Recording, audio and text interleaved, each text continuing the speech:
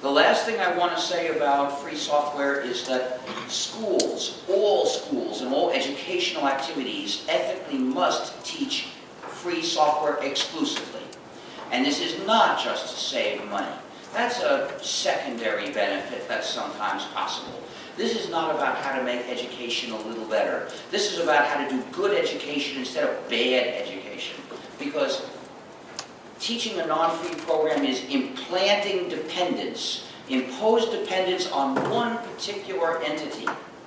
That contradicts the social mission of the school, which is to educate good citizens of a strong, capable, independent, cooperating, and free society. In the computing field, that means graduating people who are skilled in using free software and are ready to live in a free digital society. So schools must teach only free software, never proprietary software. After all, why do some proprietary developers offer gratis or cheap copies of their non-free software to schools? The same reason drug traffickers offer a gratis injection. The first dose is gratis. Once you're dependent, then we'll expect you to pay. These companies want to get the schools to teach people dependence, and then after they graduate, well, then they won't be offered gratis copies anymore, and some of them will go to work for companies. The companies won't be offered gratis copies. So if the school cooperates with this plan to inculcate dependence, the company will extract that out of the whole society afterwards. You must not teach non-free software. But there's a deeper reason for the education of the best programmers. Some people have a natural talent. They're natural-born programmers. At the age 10 to 13, they become fascinated with programming, and if they use a program, they want to know, how does it do this? But when they ask the teacher, how does it do this? If it's proprietary, the teacher has to answer, I'm sorry, we're not allowed to know, it's a secret. Every program embodies knowledge. If it's proprietary, that's knowledge withheld from the student. It's the enemy of the spirit of education, and it should not be tolerated in a school. So, but if the program is free, the teacher can explain what the part he knows, and then give each of these kids a copy of the source code, saying, read it and you'll understand everything. And those kids, being fascinated, will read it. And the teacher can say, if you come across a part that you can't figure out by yourself, show it to me and we'll figure it out together. And that gives these natural-born programmers the chance to learn an important lesson. That part of the code is badly written. That's not the way you should write it. You see, how do they develop from natural-born programmers to good programmers? They have to learn how to write good, clear code. And the way you learn that is the hard way. You see something that's hard to understand and you learn that's not the way to do it. The way you learn to write good, clear code is by reading lots of code and writing lots of code. Only free software offers the chance to read the code of large programs we really use. Then you have to write lots of code. To be able to write large programs, you have to write code for large programs, but you have to start small. What does it mean to start small in writing code for large programs? It means writing small changes in existing large programs, and then eventually you can advance to writing bigger changes, and someday you can write big changes. Someday you get to the point where you can change a large program starting from zero, which is the way you write a new large program. You change it starting from zero. But only free software offers the chance to write changes in the code of large programs we really use. Every school can offer students this opportunity, but only if it's a free software school. But there's an even deeper reason for moral education and citizenship. Schools must teach the spirit of goodwill, the habit of helping others. Therefore, every school must have this rule. Every class must have this rule. Students, if you bring software to class, you may not keep it for yourself. You must share copies with the rest of the class, including the source code in case someone here wants to learn, because this class is a place where we share our knowledge.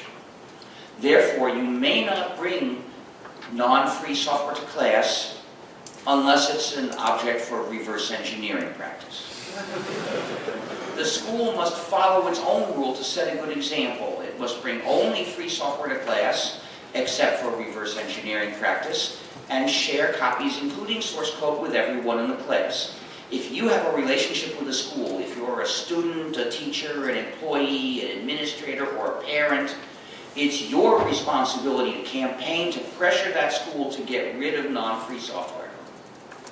And part of that is making others in these communities related to the school aware of the issue. Teach others what the issue is, look for more allies, build your movement, and eventually you'll make the school switch. So, the next threats to our freedom come from websites. More generally, services you talk to over the internet, but nowadays those are almost always websites. First, many websites install non-free software in the user's machine. These programs are generally written in JavaScript. But like any other programs, they can be free or non-free. If the source code is available and it carries a free license, it's free software, otherwise it's not. But these programs are in the web pages themselves, and visiting the page installs the program in your browser and runs it, and the browser doesn't even tell you. So you could be running non-free programs all day and not even know that they're in your computer. Well, now we have a program to protect you. It's called Libre.js. This program is an extension for Firefox and its derivatives. It analyzes all the JavaScript code that tries to install itself in your browser to see if it's either trivial or free. In those cases, it's permitted to run. But if it's non-trivial and non-free, it's blocked. And Libre.js warns you, this page tried to make you run non-free software. It has one additional feature. It searches heuristically through the site to find how to contact the webmasters. So you can send a complaint. So you can send a complaint quickly and easily, which is the real point. You see, if you've ever tried to complain to a website, you've seen that it's a pain in the neck. But it's not such a pain if Libre.js has found for you how to send your complaint. So that's the point. We want to make complaining easy and fast. Now you have to do your job, which is complain. It will only take you a minute. You don't have to give any details. You just have to say, I couldn't use your site because it tried to run non-free JavaScript code and it wouldn't work without that. Please fix it. You can send that in less than a minute. So you've got to do it. You should complain several times every day. Because this is a pressure campaign. We want to make those sites switch. What's going to make them switch? Lots of complaints. Pressure is what it takes. But there's another threat from websites, namely, they collect lots of personal data, and it's always available to Big Brother. Now, many websites do surveillance. Facebook does a lot of surveillance, and even surveillance of people that don't have Facebook accounts. If you visit a page and you see a like button, that does surveillance. I know the way it initially worked. I hear a rumor that the mechanism has been changed now, but the initial mechanism was the image of the button itself comes from a Facebook server. And the Facebook server has to send it to your computer. So it knows the IP address of your computer. It also knows what page the button appears in because the browser sends that as part of the HTTP protocol. So the Facebook server knows it sent the like button to this computer for the sake of this page. which means if that computer is normally associated with you, it knows you visited that page. But our browser, IceCat, blocks cross-site material so that the like button won't appear and Facebook doesn't know anything. However, in addition to the surveillance, sites get a lot of personal data just by asking for it and saying, you can't have the service unless you give us all this information about you. And then who knows who they'll show it to, so you really shouldn't give them the information. I don't use those sites.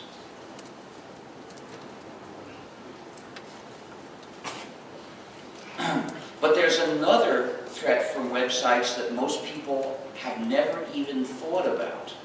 See, this issue people know about now. We have further to go before people start massively resisting the demands for their personal data.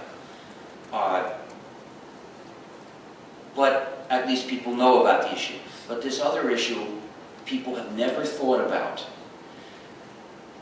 If you let somebody else's server do your computing for you, you lose control over that computing. It's just like running a non-free program to do that computing. This practice is known as SAS, Service as a Software Substitute. It's a service that substitutes for running a program. There's some computing you want to do, and you could, at least in principle, you could do it by running a program. If you do it by running a free program, then you have control over that computing. If you run a non-free program, the injustice is that you don't control the computing because you don't control what that non-free program does. This is what makes a non-free program an injustice. But allowing a server to do that computing is the same injustice, because then the server owner controls how that computing is done and you don't have any control. So running a non-free program or using SAS produce the same harm. Namely, your computing is done under the control of others, and the control has been taken away from you.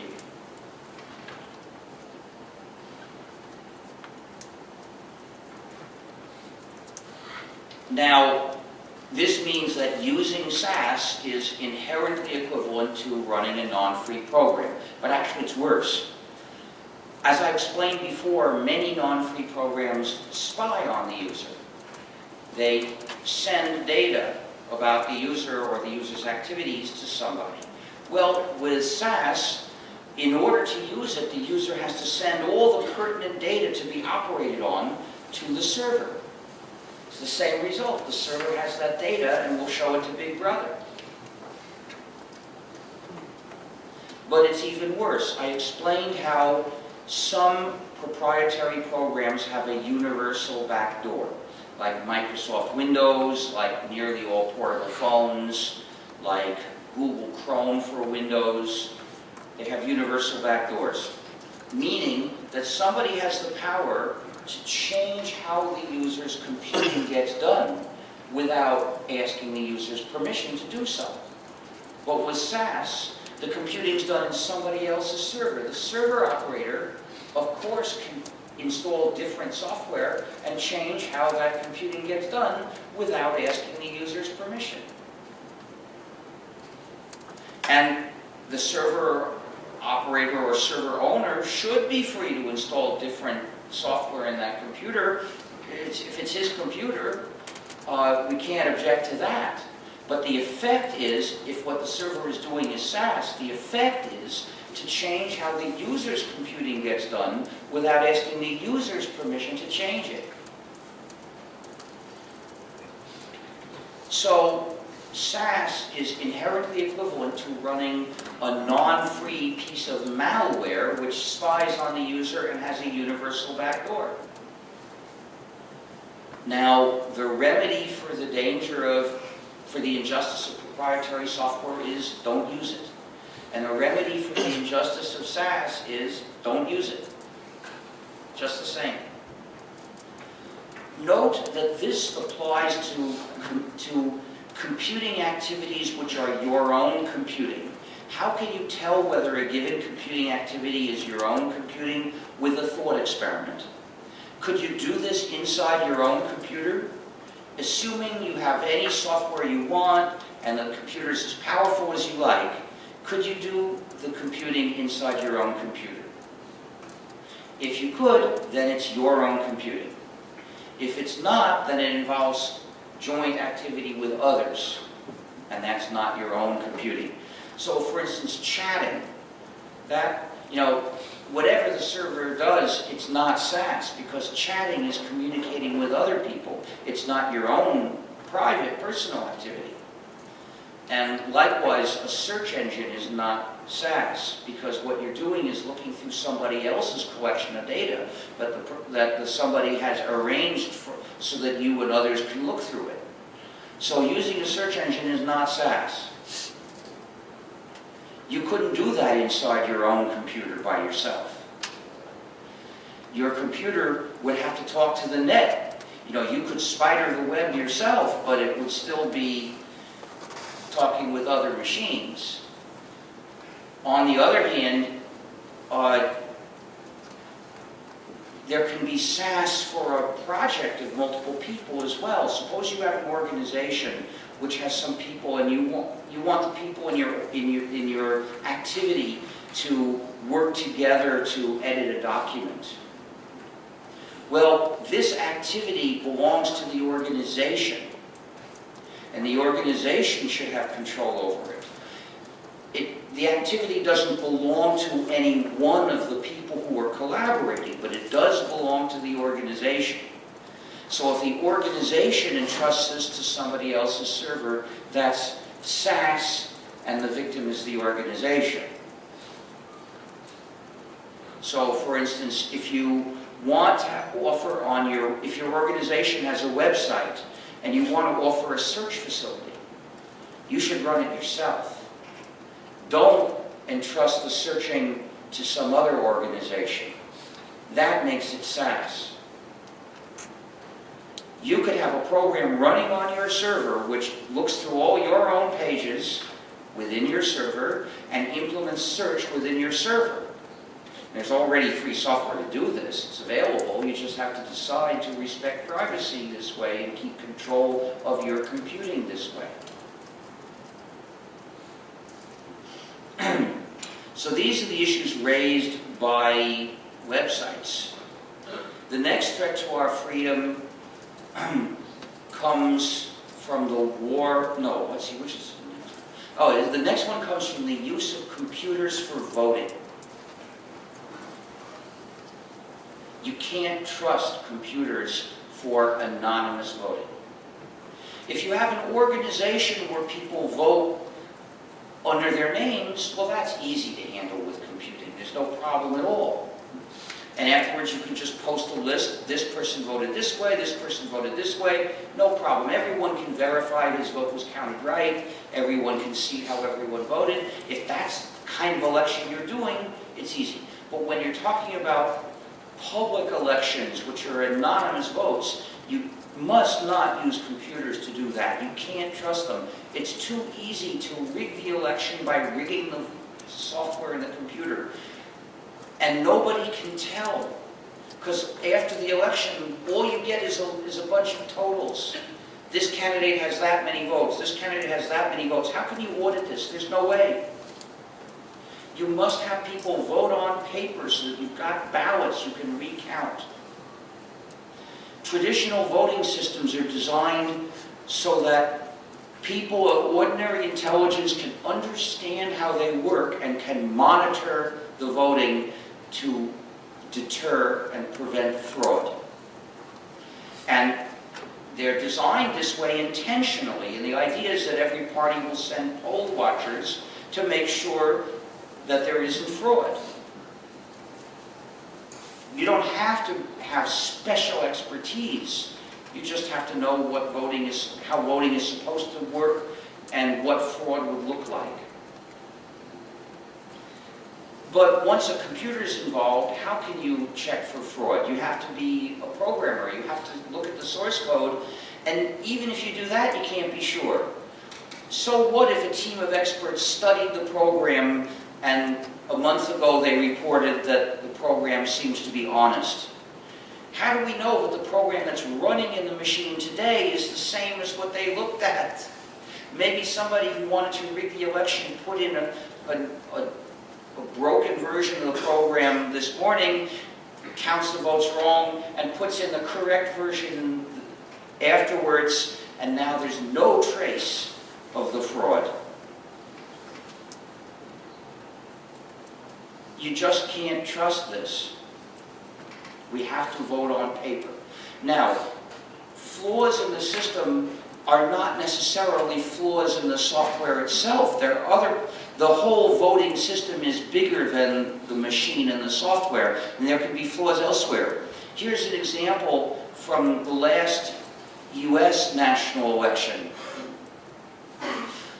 People went into the voting booth, they chose candidates, they said, "I'm done," and they left. And they didn't notice that 10 seconds later, a screen showed up saying, "Please confirm you want to vote for these candidates." By that time, they were gone.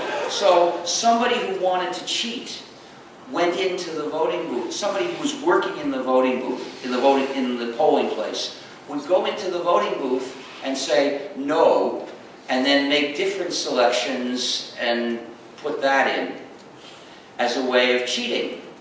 And that person was caught, and I suppose prosecuted. How many others were not caught, we don't know. So it's very easy for these systems to have flaws that are not obvious. It appears that Bush cheated and won his second election by cheating in 2004 through computers that were counting the paper ballots in Ohio. There was a strange systematic discrepancy between the official results and the exit polls, but only in the places that were counting the ballots with these machines. In the places where they counted by hand, there was no discrepancy. So it appears that malfunctions in these machines were used to steal the election for President of the US. But then there's some who are proposing something that's really crazy, namely voting over the internet. And they give the stupidest of reasons, like, oh, the younger generation, they're not voting very much, but they're so comfortable using the internet. Let's let them vote over the internet. What could possibly go wrong? Well, Washington, D.C. was thinking about internet voting, so they decided to try it out in a test run, challenging people to break their security. And the election was won by a fictional robot because people had broken the security and put in lots of wrong votes. But let's suppose that the software could be made to work reliably. What if you're voting from a machine that's a zombie in a botnet? Well, the botnet will decide who the vote is really cast for. Do we want to allow botnet operators to decide our elections? But even if all the software is working correctly, it's still completely untrustworthy to allow internet voting, because your boss might say, I want you to vote from the computer in my office while I watch. So we're basically opening the door for people's votes to be coerced. We must not allow internet voting. Never. The next threat to our freedom comes from the war on sharing. Digital technology is useful because it facilitates copying, manipulating, and transmitting information. There are some who don't want us to get the benefit of digital technology, namely the copyright industry. Those companies have been fighting against computer users for decades in what I call the war on sharing. They started with propaganda. For instance, calling the people who share pirates. What does that really mean? They're saying that helping other people is the moral equivalent of attacking ships. Morally speaking, that's as false as could be, because attacking ships is very bad, but sharing is good. So let's not call them both by the same word. I refuse to use the word piracy to refer to sharing. I use it to refer to piracy. So when people ask me what I think of piracy, I say attacking ships is very bad. We should send the Navy and put a stop to it. When they ask me what I think of movie piracy, I say I like the first Pirates of the Caribbean. You can understand, I want to reject those terms in a visible way that people will notice. So I absolutely refuse to ever use that term myself. For years, I have never once referred to sharing as, quote, piracy, unquote. I hope you will refuse also. They have other propaganda terms, like they refer to copyright infringement as theft, although legally that's erroneous. But they don't care if what they say is false. They just want to give people the twisted ideas that they want people to hold.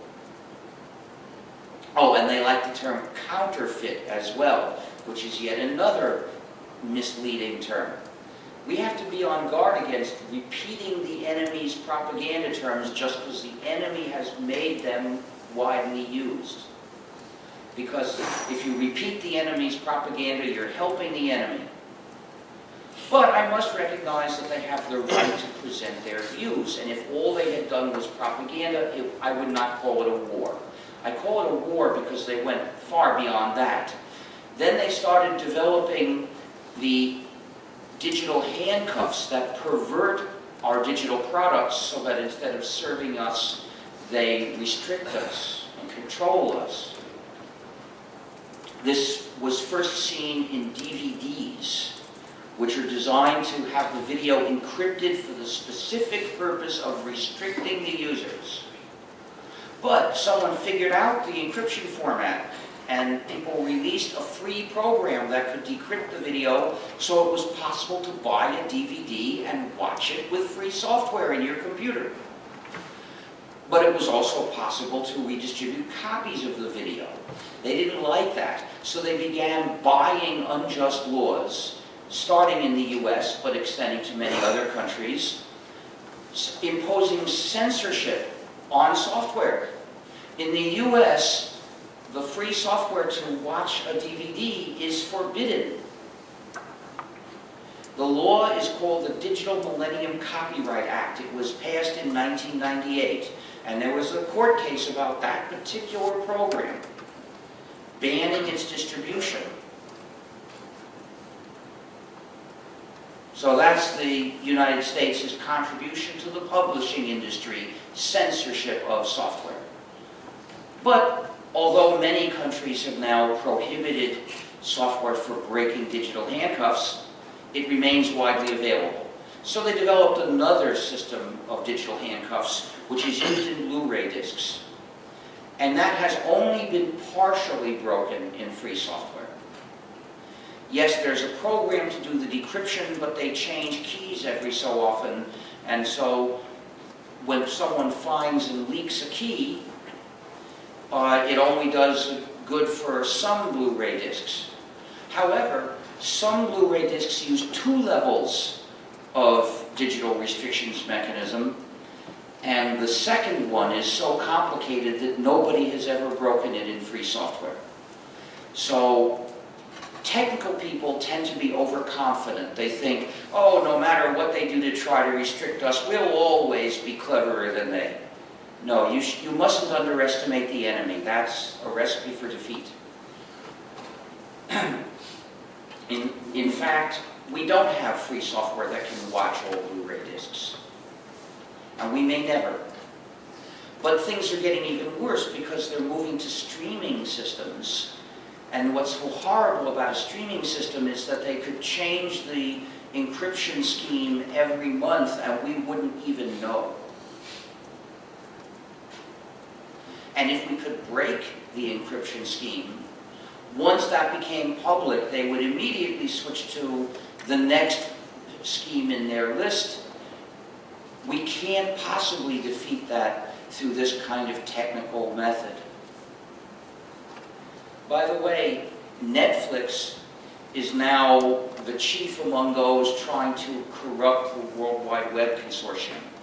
They want the World Wide Web Consortium to give official approval to DRM as part of HTML. And we have a campaign against that, which you can find in fsf.org/campaigns. Please sign, please support our campaign. If the W3C refuses to endorse DRM, that will not get rid of DRM, but it will be an important step in the long battle to get rid of all DRM. Ultimately, we're going to have to pass a law forbidding DRM. Because copyright law does not forbid all uses of a copyrighted work. There are some things which under copyright law you are free to do.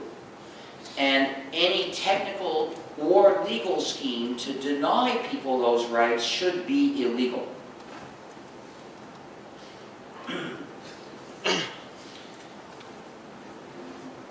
We also saw DRM in music. Starting around 2000, they began making things that looked like compact discs, but they were written wrong, not according to the spec. So we called them corrupt discs.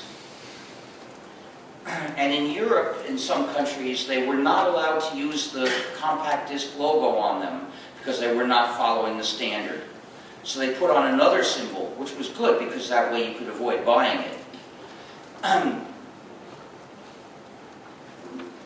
But around 2007 or so, I don't remember which year exactly, maybe it was a little earlier, they started distributing music over the internet without DRM and stopped making corrupt discs. So it looked like we had won for a while, but now DRM is coming back with streaming services like Spotify. To listen to Spotify, you have to use a non-free client program. Of course, you shouldn't ever run a non-free program if you value your freedom. But why is it non-free? Because it's designed to mistreat people. It implements DRM. That's its purpose. But streaming, in general, is a bad way to access works that are published. They don't want you to have a copy. Because if you don't have a copy, they have more control over you.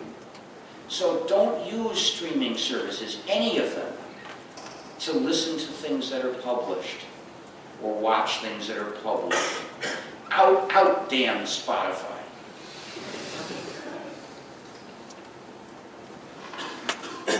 And we've also seen DRM in books. Around 2000, there was the first attempt to start selling ebooks. Of course, encrypted so that people would be restricted in how they could read and distribute them.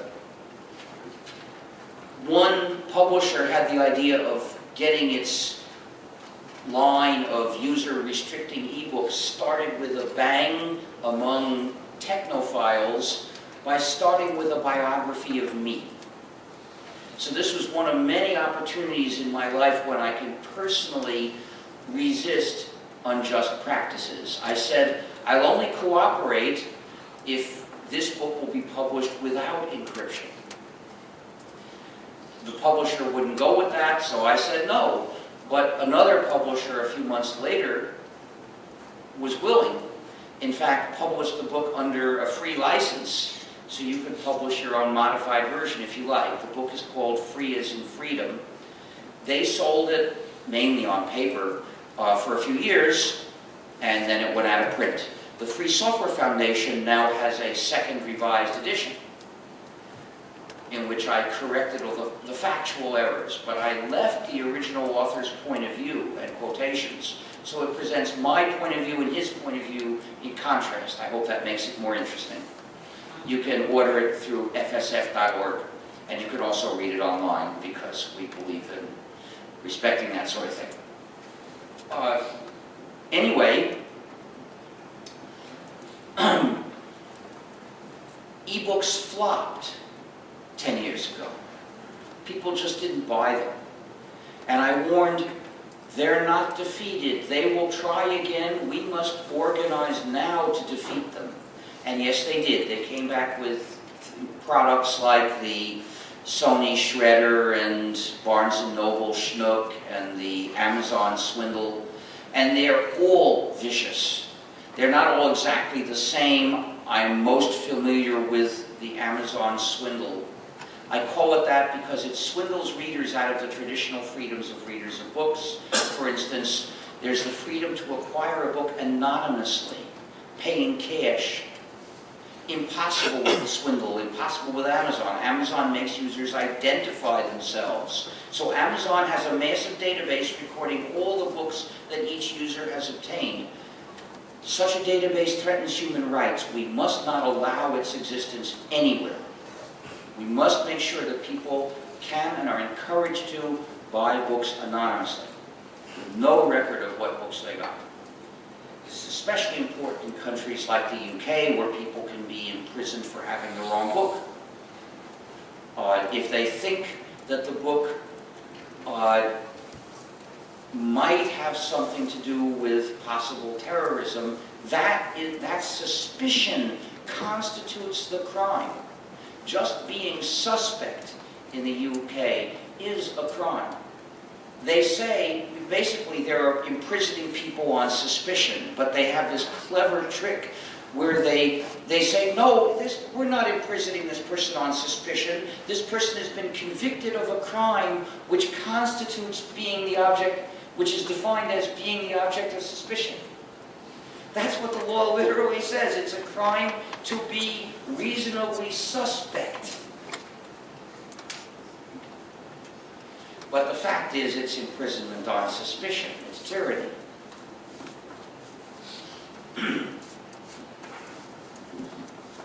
And then there was the graduate student who was almost imprisoned for having some copies of Islamist terror literature, but wasn't, because then they realized that that person was studying that. So they decided, okay, you're allowed to have that book, but someone else isn't. See, in a world like that, it's really important that it not be known what books you have purchased. You know, if Saudi Arabia found out that you had purchased a copy of something like God is Not Great, you'd probably be in prison for that.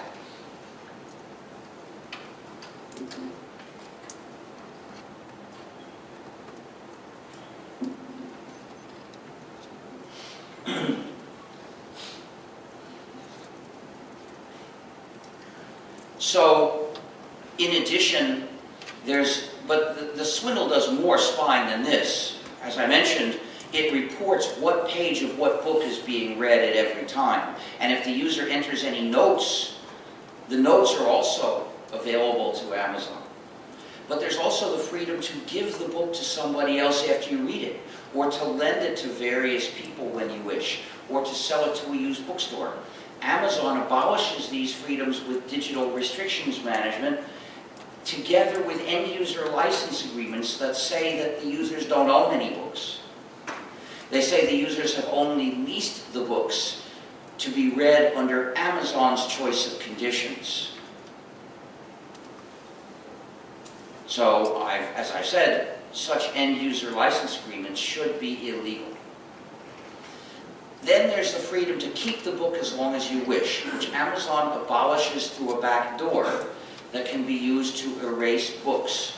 We know this because in 2009, it was observed that Amazon remotely deleted thousands of copies of a particular book.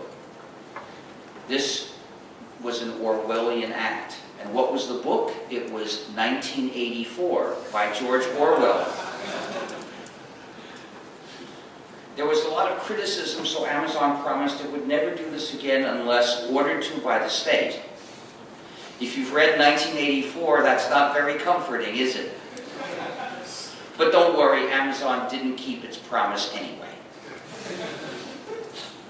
The official name of this product is the Kindle, which means to start a fire. Perhaps it's meant to suggest that the real purpose of the product is remote virtual book burning of other people's books.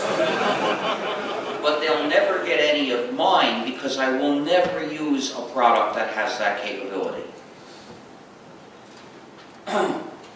So here we see the malicious user restricting functionalities that have been set up, and also spy functions that have been, and backdoor damage functions that have been set up by the copyright industry and the companies that work with it. But they didn't stop there. Then they saw peer-to-peer sharing, so they began suing teenagers for hundreds of thousands of dollars for sharing. But that didn't get them everything they wanted either. So the next idea was to abolish the basic principle of justice and begin punishing people for being accused without any kind of trial. This is what the UK has done with the Digital Economy Act. People can be fined and even sentenced to disconnection of their internet connections because they have been accused of sharing. No proof is needed that the person in question did the sharing. There's no need for a trial. They just decide what punishment to inflict. And similar things have been done more or less in France, in New Zealand, and I believe in South Korea and Colombia. It has been inflicted by trade treaties with the United States. But they're already trying to go further than that. In Japan, downloading an unauthorized copy of a work from the net is punished with 2 years imprisonment. Uploading is 5 years. Downloading is 2 years. And if that's not enough, I suppose they'll start executing people because they are determined to maintain the level of income that they dream of, and how much harm this requires to other people is not important to them.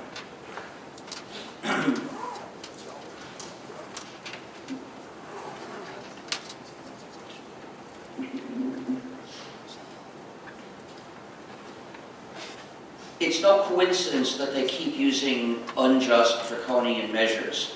You see, sharing is good, and with digital technology, sharing is naturally easy.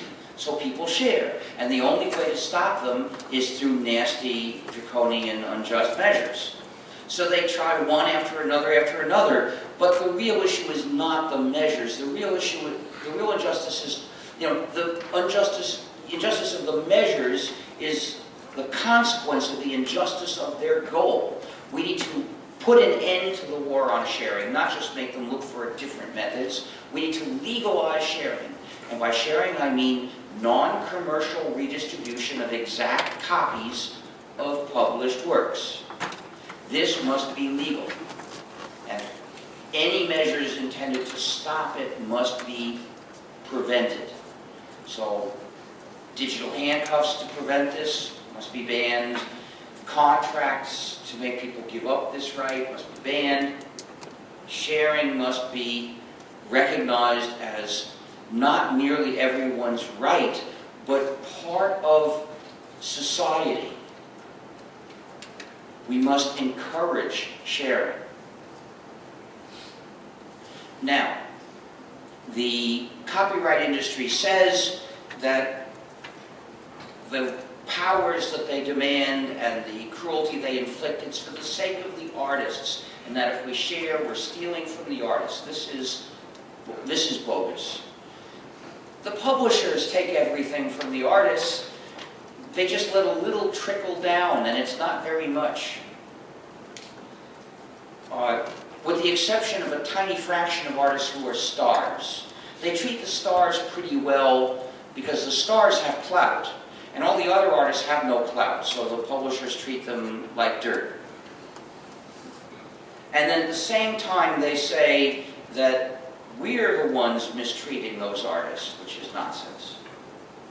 But there is a little bit of truth in it. Namely, if we want to have arts, we need to support the artists somehow. But we don't need to do it by submitting to the injustice of today's copyright regime. So, we've got to legalize sharing. And that's not abolishing copyright, that's a change in copyright law, but it doesn't eliminate copyright. However, I propose new methods to support artists, methods in addition to the current ways. Now, I have nothing against selling copies of a work. I have nothing against selling tickets to a performance. In the world I envision, artists would keep on doing that. But I propose these additional ways of supporting artists in addition to what they can get through that. One method works through the state. The state has a sum of money, will either take it from the general budget or perhaps put a tax on internet connectivity. One way or the other, the state comes up with a certain amount of money each year to distribute to artists based on their popularity. Why based on their popularity? I'm just being conservative. The copyright system supposedly supports artists based on their popularity, so let's stick with that. But you have to measure popularity, which you could do by polling people or by counting the frequency of sharing works on peer-to-peer networks. So you get a popularity figure for each artist. Then what? How does that translate into a share of the money? The obvious way is divide the money in linear proportion to popularity. So if A is twice as popular as B, A would get twice as much money as B. If A is a star and B is not, B is a good, appreciated artist, A could be 1,000 times as popular as B. And then A would get 1,000 times as much money as B, which shows the flaw in this way of distributing the money. Namely, it would give most of the money to a few stars who are rich already, and the only way to give enough money to the good, appreciated artists who are not stars is to make the stars incredibly rich.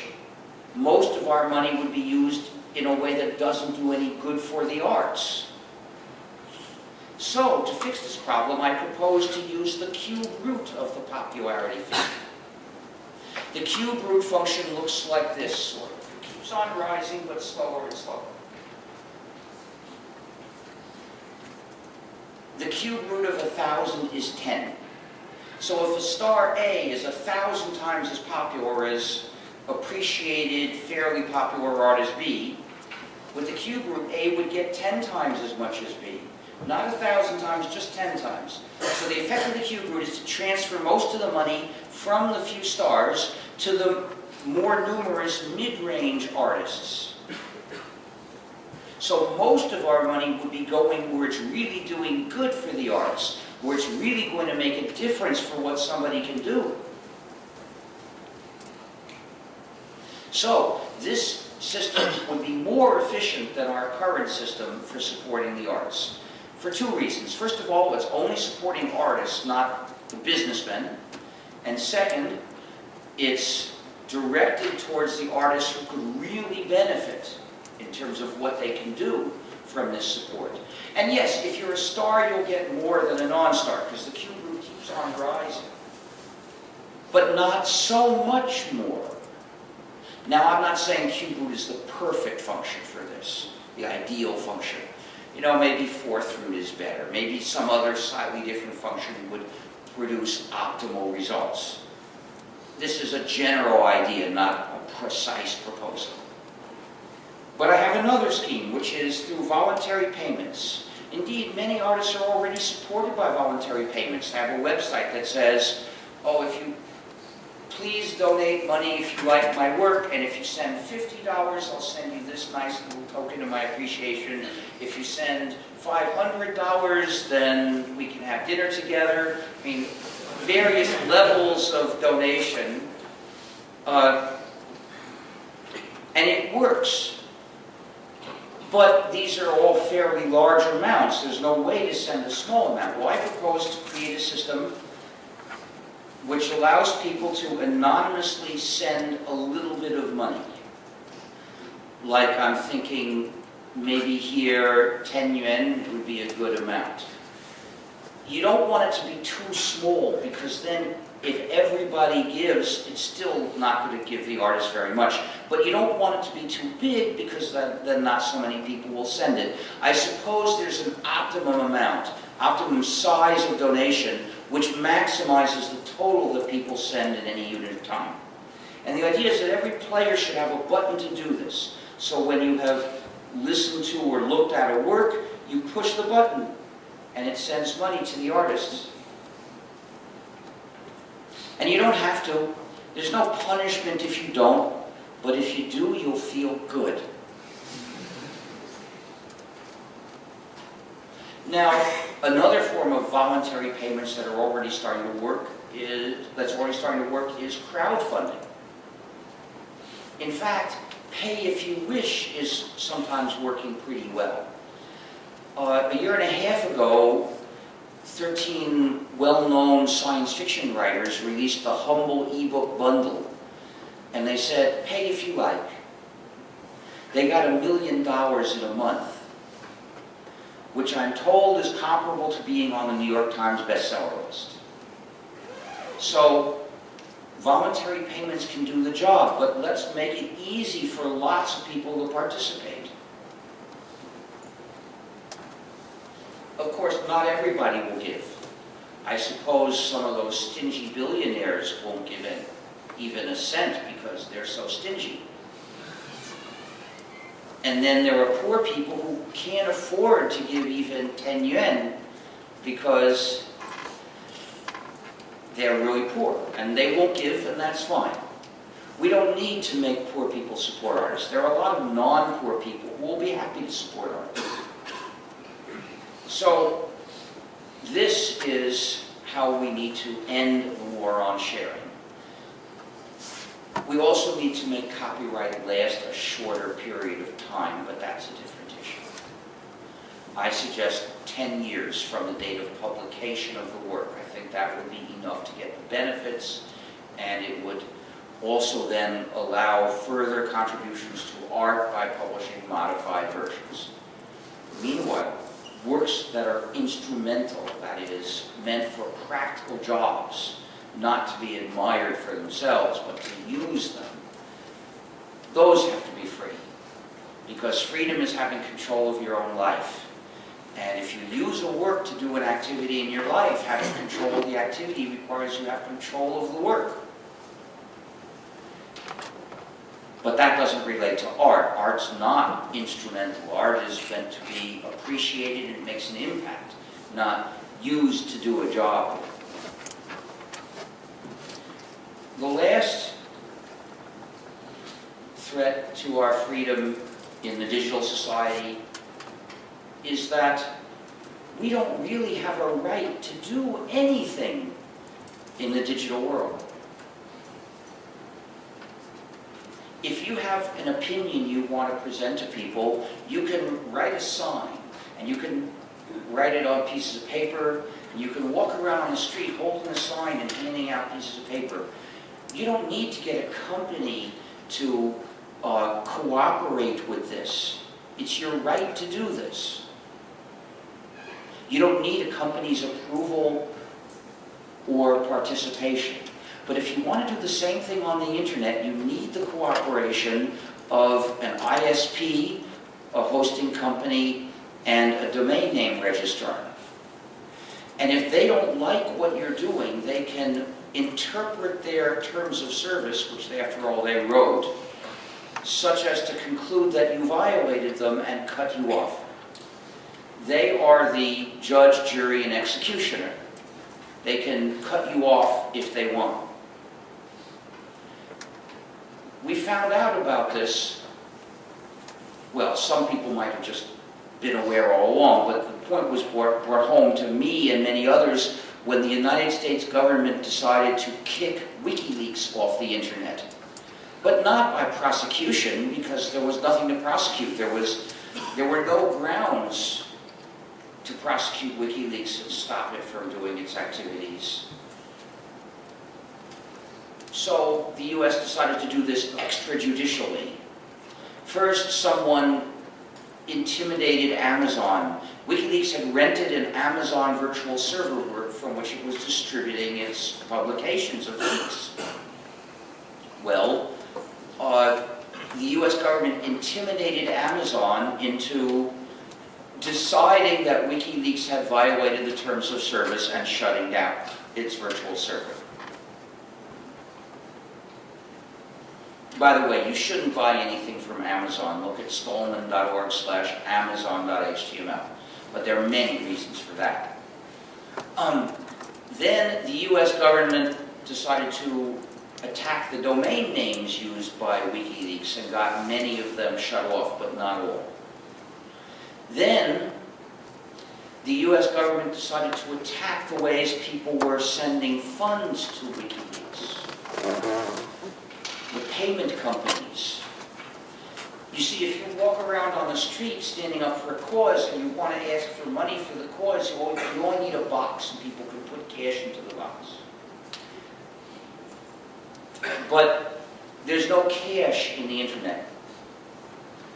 And WikiLeaks was dependent on payment companies.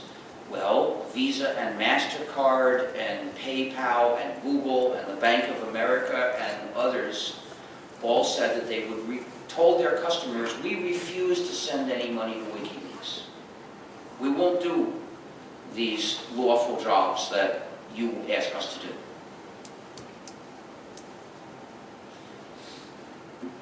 And thus we saw it another way, that you don't have the right to do anything in the internet.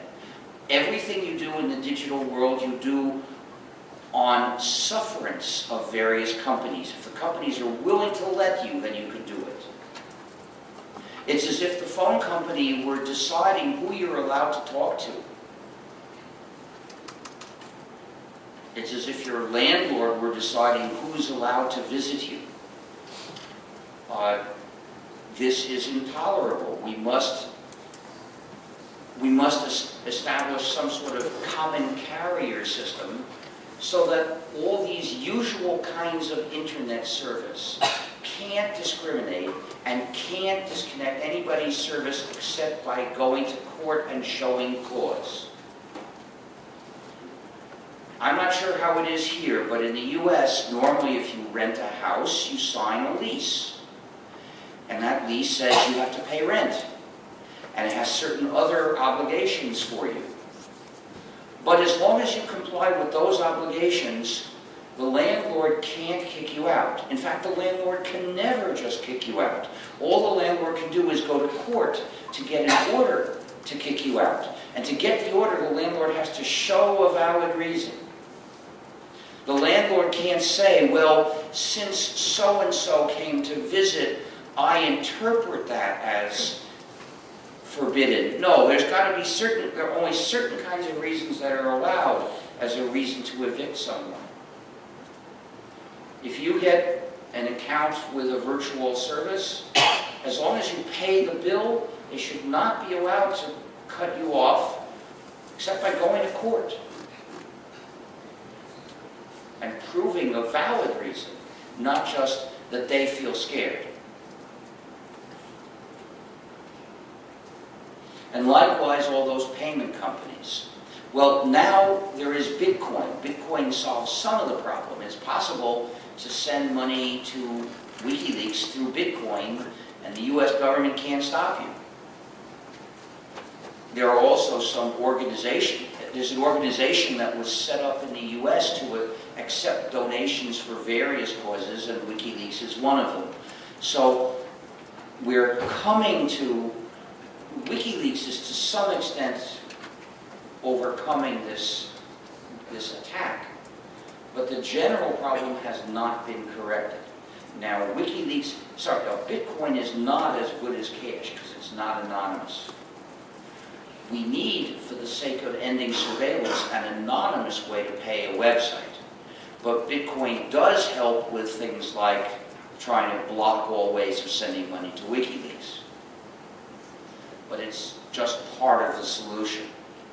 Another good thing that happened is there's a company in Iceland that decided to accept donations for WikiLeaks. So MasterCard and Visa cut off payments to that company too. But that company sued because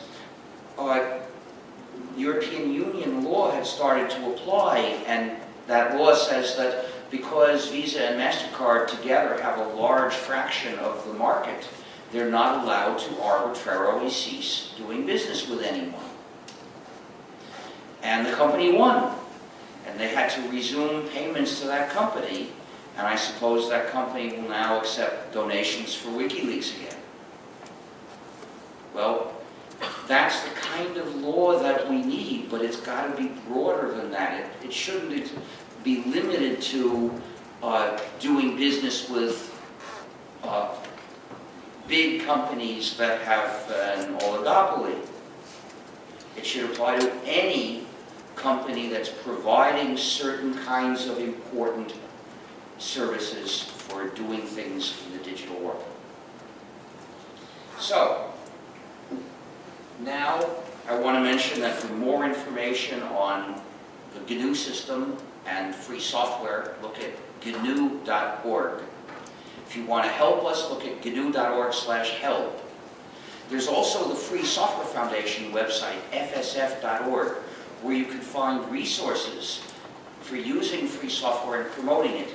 You can find our campaigns of political pressure.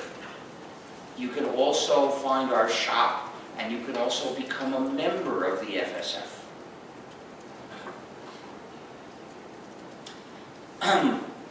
And that's an important way to help us. Meanwhile, this is an adorable GNU that needs a home. So I'm going to auction it for the benefit of the Free Software Foundation. If you buy it, I can sign this card. If you have a penguin at home, you need to get a GNU for your penguin.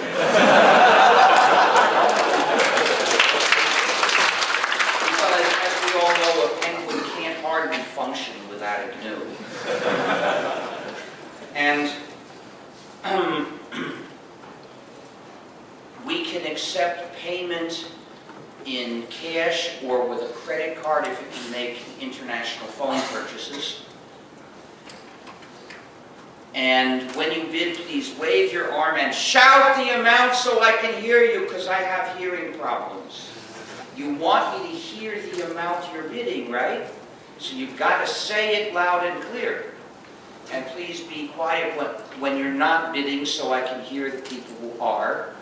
And I'm going to start with basically its normal price, which I believe is 750 yuan.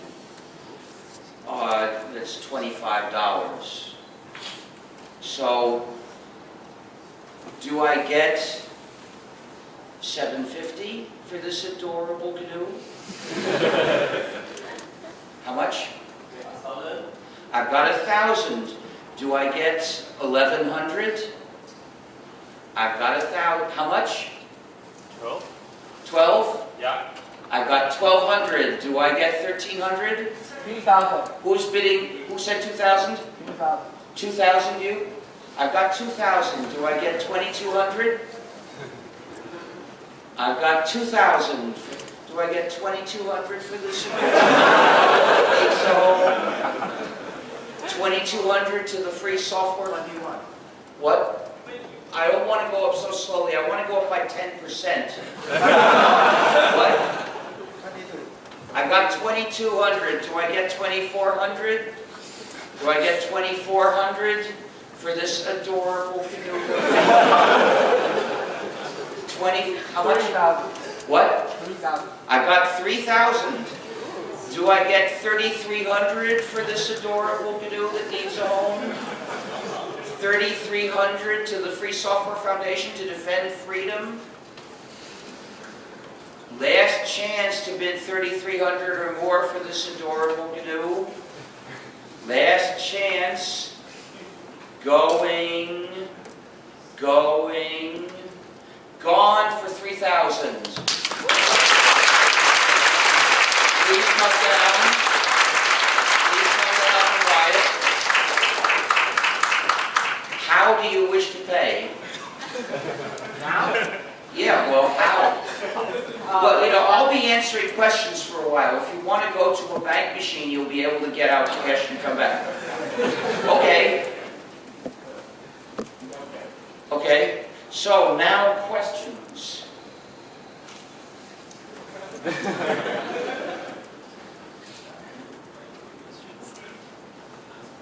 So, I have hearing trouble. So, when you ask a question, please ask in a loud and clear way.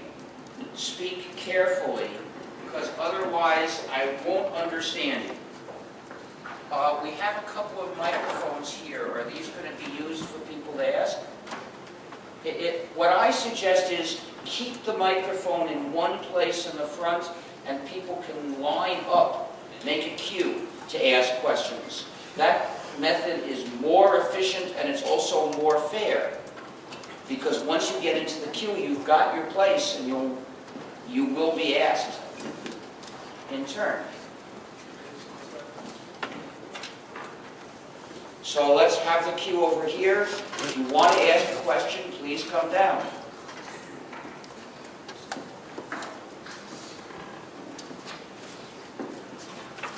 No, they're for sale. We have to make money from these books to cover the cost. We can't give them away.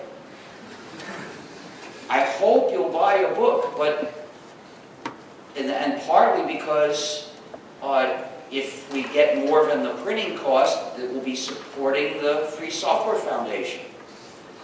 And I'll be happy to sign the books if you wish. Good afternoon, Dr. Stallman. Thank you for your nice intervention. I'm Daniel. I'm from Guatemala. I study a PhD in Taiwan in intellectual property and technology. The term I'll let you finish your question in a minute, but the term, quote, intellectual property, unquote, should never be used because it spreads confusion. Okay. Listen to me. This is important. Please, I'll get back to you. The reason it should never be used is that it confuses several unrelated laws that have nothing in common in practice. Why? Even copyright law and patent law in practice have nothing in common. The rules are totally different, the effects are totally different, and the public policy issues are totally different.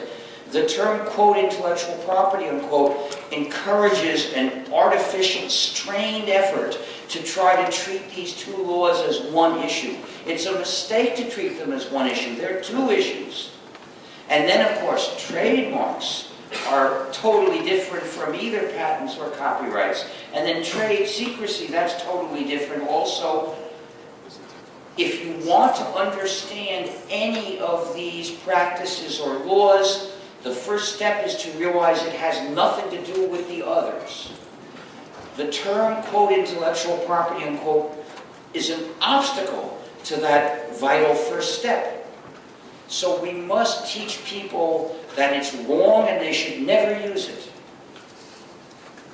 I have seen law professors or their writing which makes general statements that are false, and they would know it's false, except that they forgot temporarily because such is the effect of using that term.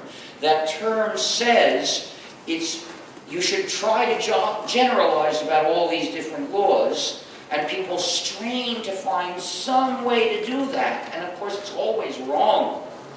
For instance, they say, well, these things are all about human creativity. Not so. Trademarks have nothing to do with creativity. If I started The Stallman software company, that's about as uncreative a name as you can imagine, but it would be a very strong trademark.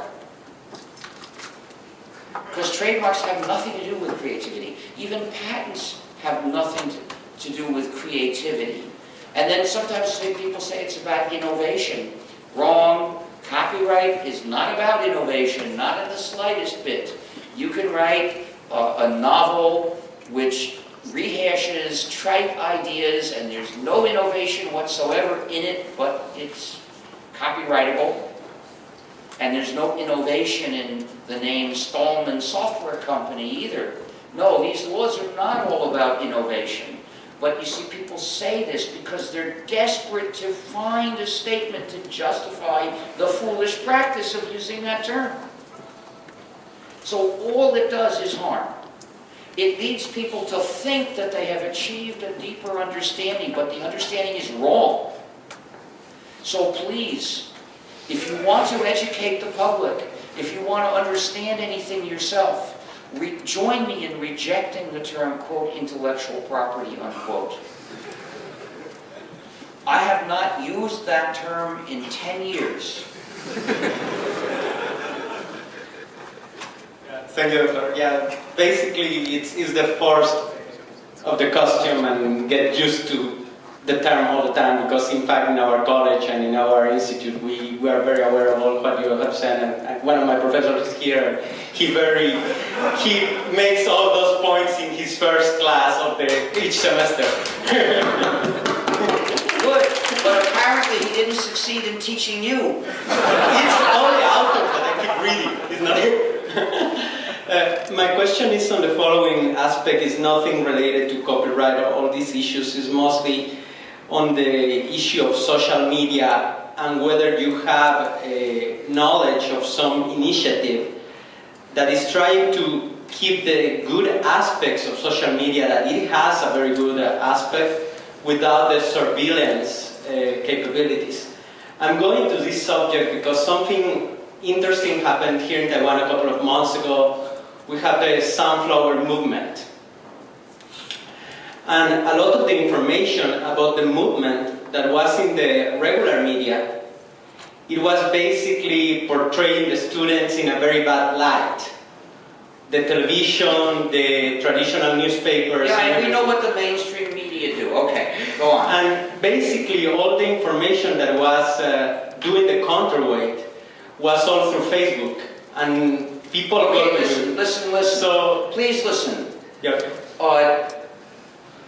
There are many ways to publish on the internet. They happened to use Facebook, but that doesn't mean that there's something good about Facebook. They could have set up their own website, and published the same things there, and they could have avoided doing the bad things that Facebook does. Just because people find, something can be evil, but you can turn it to doing something good, but that's not the only way to do this good. So I think it's a mistake to talk about, quote, social media, unquote.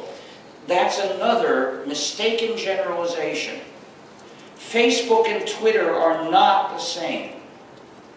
Facebook is so horrible you shouldn't use it. You shouldn't let it use you, excuse me. I made a mistake. People don't use Facebook. Facebook uses people. Twitter is much better. I don't say that you should reject Twitter. Part of the reason is Twitter doesn't require people to identify themselves. Another reason is that you can use Twitter without running non-free software, although you have to research how to do it. It's not quite the most straightforward thing, but you can. Also, Twitter has fought very hard to defend the privacy of its users in an admirable way, but still, you shouldn't ever let Twitter find out the location of your computer. You do have to protect yourself from giving Twitter information that you don't want Big Brother to get, that you don't want to become public. I would hesitate to trust it for private messages. But tweets are supposed to be public. Everybody's supposed to be able to see the tweets, so, okay, think carefully about what you want to say to the public, and then Twitter is an okay way to say it. Now, I am in favor of developing distributed social networks where there isn't a central server at all. But in the meantime, Twitter is an okay thing to use. Google Plus is not, because Google demands to know people's real names. Not acceptable.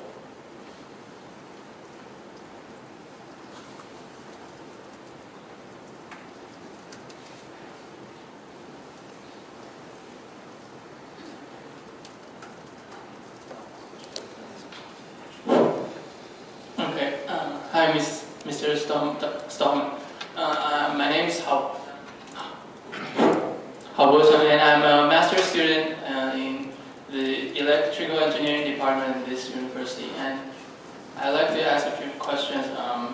First, dude, the free, you're talking about free, but it's not gratis, right? It's not gratis. Gratis, okay. And so how do you think we should make a program or software not gratis but free? Well, first of all, I'm not saying that you can make much money from it, although there are people who make money developing free software. But I don't have a business model to suggest, because that's a side issue. The most important thing is people should not develop non-free software, and for your own freedom's sake, you should escape from using non-free software. Non-free software is something that shouldn't exist. Now, suppose you need a job.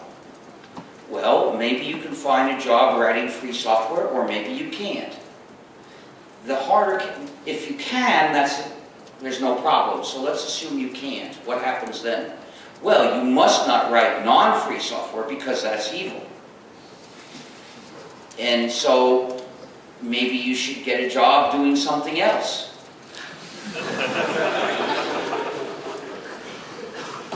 Writing non-free software is like being a thief or a corrupt politician, or, it's evil. There's no excuse for that. Well, there's sometimes an excuse for theft. If you're hungry and you're in a place where there is sufficient food, you have a right to steal food. But there's no excuse for being a corrupt politician. If you're hungry, it's better for you to steal food than write non-free software. Okay, just one more question. So, and do you think we could support programmers like the way you just talked about supporting artists? Oh, it's difficult to apply these methods to software because software should be free, and that means people can be making modified versions of them. You could have a program with hundreds of contributors, and there's no way to figure out if money is sent to that. If someone sends money to the developers of program A, how do you distribute that among the hundreds of people who contributed? Because after all, some made big contributions, some made small contributions, but there's no agreed-on way to measure the importance of any contribution. You could try counting the number of lines of code, but that's sort of silly because lines of code are not all equally important. But I don't think that artworks need to be free. I think they need to be shareable. That is, we have to be free to share them, but not necessarily to publish modified versions of them. Which means that during the period of copyright, the artistic work would have a fixed set of authors, and you know they are. They would know who they were at the outset. They could make an agreement and put it in writing about how to distribute the money that comes in for that work. And so when people send them money or the government gives money for that work, it would be clear how it's distributed. Once there's the possibility of publishing modified versions of the work, that's a problem I don't know how to solve.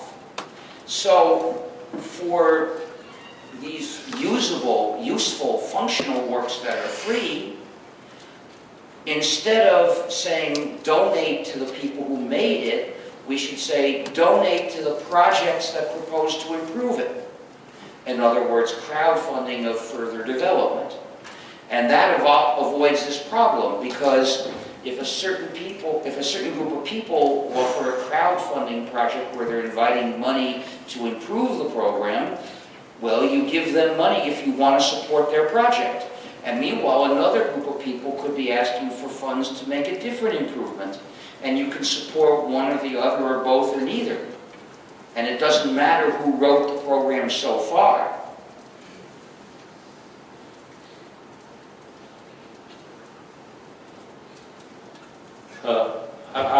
Dr. Stallman. I have a question. You talk about now free software and now free software, but how do your opinion about now free hardware? Since It's a complicated thing, and I really can't say much. Basically, free hardware would mean that the hardware design is available and under a free license. This is not feasible with ICs. We can't fabricate our own ICs anyway. What we need today is hardware whose specs are documented in the digital world. However, for 3D printing, the design for a useful, functional object ought to be free, that is, published under a free license, and we should reject designs that are not under a free license. I'm working on an article about this, and when it's ready, I'll publish it. Hi, Mr. Stallman. I don't have a Facebook account, and I use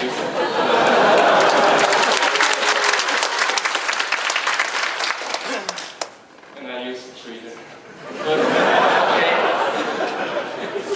But I have a question to ask you, because I am a little bit interested in personal recommendation system, but to develop such a system, you need to collect the users. What does this mean? What is this system going to do? For example, I want to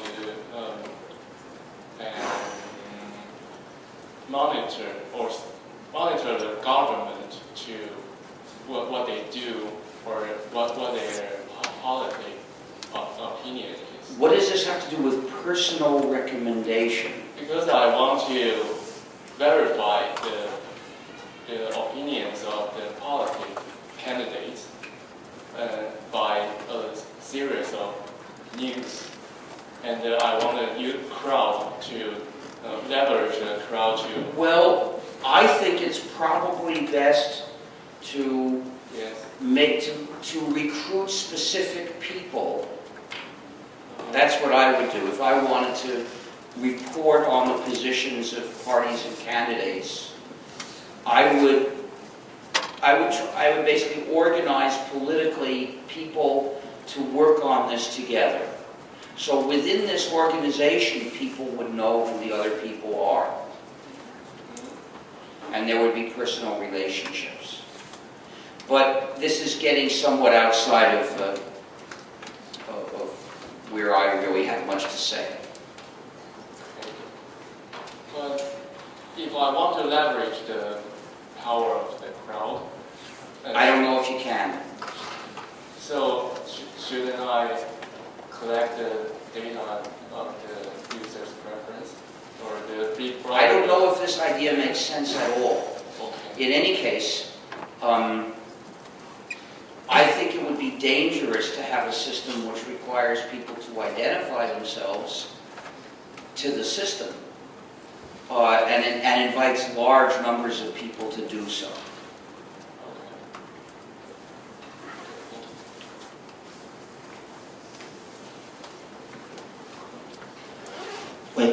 Dr. Stallman, I have two questions. That you give us many company names that monetize authentically. I can't hear you. Okay, sorry. You gave us many company names that monetize authentically. Oh, please don't use that horrible word. Monetize. Please don't use that word. It makes me feel disgusted every time I hear it. But you could just say that do business unethically. Okay. So, but do you have any example of that do business ethically? Well, Twitter is basically ethical, but although some specific aspects may not be. One bad thing Twitter does is it does send non-free JavaScript to the users. You have to take care to manage to use Twitter without running the non-free JavaScript. But you can avoid it. Other than that, well, I don't know all the things that Twitter does. The original Twitter, which was tweeting, was basically ethical. But by now, Twitter may have added other things which might not be. I don't know. Okay. Then another question. My professor forces me to file a patent or else I cannot get a master's degree. How should I do? Well, you should publish the idea first so that the patent can't be made. Well, but this is a strange thing. The professor says there's a requirement to file some patent application on anything at all. Yeah, because the patent is actually a key performance index of an NSC project. It's a what? Can't hear you? A key performance index of an NSC project. Of a what project? National Science Council, our government's. It's a funding agency. It's a funding agency. I see. So unless you come up with something to patent, you can't graduate? I guess so. I think you should transfer to some other university.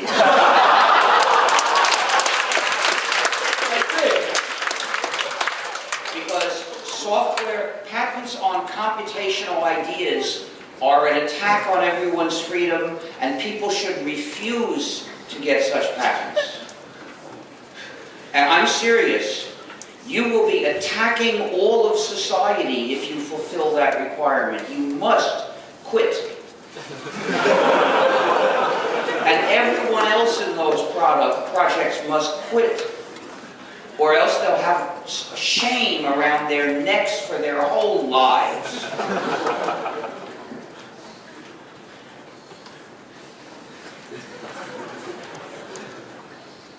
Hello, I'm a student from NTU Department of Electrical Engineering. You have mentioned that we cannot do anything in the digital world, and that today, internet is provided and controlled by big companies. Well, actually, that's not what I said. What I said is you don't have an actual right to do things in the digital world. You need to get companies to permit you to do it. They're not always big companies. Sometimes they might be small companies, but you've got to get these various kinds of support from somewhere, or you can't get onto the internet and do anything. And my question is, do you think this is how the internet will work in the future, or there is some? I don't see the future. I'm not interested in trying to see the future. That's a useless question. I'm interested in trying to bring about a just future. And do you think the internet can bring a just future? I don't know. That depends on what we do. If we want the internet to respect freedom, we have to fight for it. Thank you. Now, another thing that might be good to do is all the students in those programs could unite to demand that software be excluded from this patent requirement because patents restricting software are an attack on the whole field.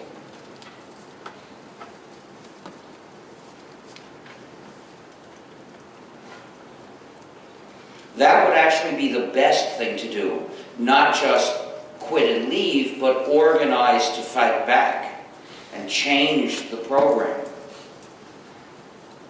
Now, There are several articles in gnu.org/philosophy that explain why patents in the software field harm software and attack the rights of computer users.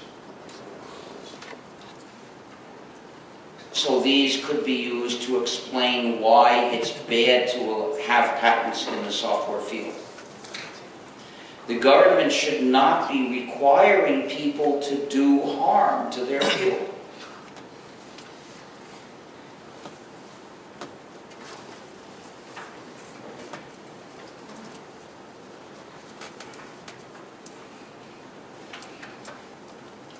By the way, is there anyone here from the computer science faculty? Any teachers in computer science here? No?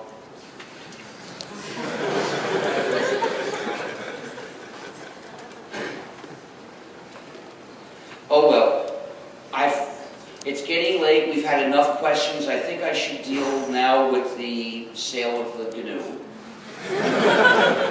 Have you come back yet? Sorry, what? I can't hear you. Why not? Sorry, you were supposed to go and come back. I can't wait around forever. Damn.